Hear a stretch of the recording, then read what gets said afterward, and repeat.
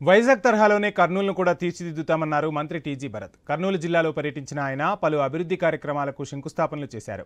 CM Chandrababu నాయకత్వంతోనే రాష్ట్రాభివృద్ధి సాధ్యమన్నారు. గత ప్రభుత్వంలో జరిగిన విధ్వంసాన్ని సరిచేసుకుంటూ ముందుకు సాగుతున్నామని తెలిపారు. అలాగే ఓర్వకల్లు ఇండస్ట్రియల్ పార్క్ను 2700 కోట్లతో అభివృద్ధి చేస్తామని వెల్లడించారు. జూన్ 2 నుంచి విమాన సర్వీసులను ప్రారంభిస్తామని స్పష్టం చేశారు.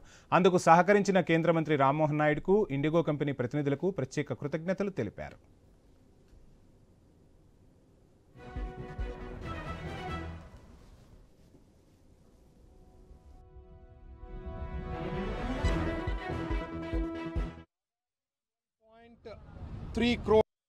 ఈరోజు 19 వార్డులలో దాదాపు 12.3 crores వర్క్స్ ఈరోజు ఫౌండేషన్ స్టోన్ వేయబోతున్నాం.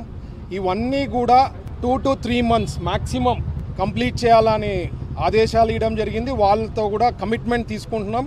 మనకి మేజర్ ప్రాజెక్ట్స్ ఓర్వకల్లు, కర్నూలు డిస్ట్రిక్ట్లో ప్రయత్నిస్తున్నాం. ఆల్రెడీ మీకు చెప్పా, సెమీ కండక్టర్ది 2.0 వర్షన్ వచ్చిన తర్వాత సెంట్రల్లో 2.0 వర్షన్ రిలీజ్ అయిన వెంటనే 14,000 crores గ్రౌండ్ అవుతుంది. ఇంకోటి మొన్ననే క్యాబినెట్లో క్లియర్ చేసినాం 1,000 crores 15,000 కోట్లతో అది సెమీ కండక్టర్ది వస్తుంది.